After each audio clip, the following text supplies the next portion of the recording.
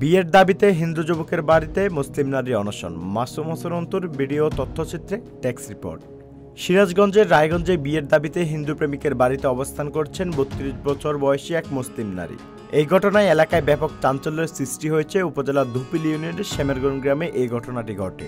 শনিবার ১৪ জুন সকাল থেকে দীনেশ চন্দ্রের ছেলে উজ্জ্বল চন্দ্রের বাড়িতে অবস্থান নিয়েছে ওই মুসলিম নারী। জানা গিয়েছে, বিয়ের দাবিতে বাড়িতে অবস্থান নেওয়া ওই মুসলিম নারীর নাম তানজিলা আক্তার।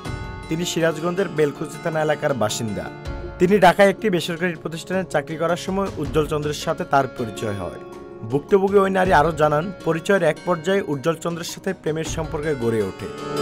উজ্জ্বল চন্দ্র মুসলিম হয়ে তাকে বিয়ে করার প্রতিশ্রুতি দেয়। ২ বছর বিভিন্ন সময় আমাদের মধ্যে শারীরিক সম্পর্ক হয়। মোটরসাইকেল কেনা সহ বিভিন্ন কাজের কথা বলে আমার কাছ থেকে কয়েক লক্ষ টাকা নিয়েছে উজ্জ্বল চন্দ্র। সম্প্রতি তাকে বিয়ের কথা বললে তার পরিবারের চাপে পড়ে সম্পর্ক অস্বীকার করে যোগাযোগ বন্ধ করে দেয়। অথচ বিয়ের প্রতিশ্রুতি দিয়ে সে আমাকে অসংখ্যবার ধর্ষণ করেছে। সে আমার সাথে যোগাযোগ বিচ্ছিন্ন করে দেওয়ায় বাধ্য হয়ে প্রেমিকের বাড়িতে বিয়ের দাবিতে অনশন শুরু করেছি। যখন আমি ও আমাকে নিয়ে পালাইছিল তখন আসছিল, আমাকে খোঁজার জন্য আসছিল যে আমি এই বাসায় আছি কিনা। আচ্ছা, আপনি যে আসছেন ও কি জানে? ওকে আমি এর আগে নক দিয়েছিলাম, ঈদের আগে বলছি যে আমার সলিউশন কর, না হলে আমি বাসায় যাবো। কিন্তু ও বলছে ঠিক আছে, বাসায় যেতে বলছে। আমি বাসায় চলে আসছি।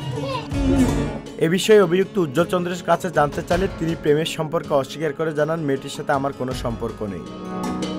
রায়গঞ্জ থানার ভারপ্রাপ্ত কর্মকর্তা ওসি হুমায়ুন কবির জানান, এ নিয়ে থানায় কোনো অভিযোগ পায়নি। অভিযোগ পেলে বিষয়টি খতিয়ে দেখে আইনানুগ ব্যবস্থা নেওয়া হবে।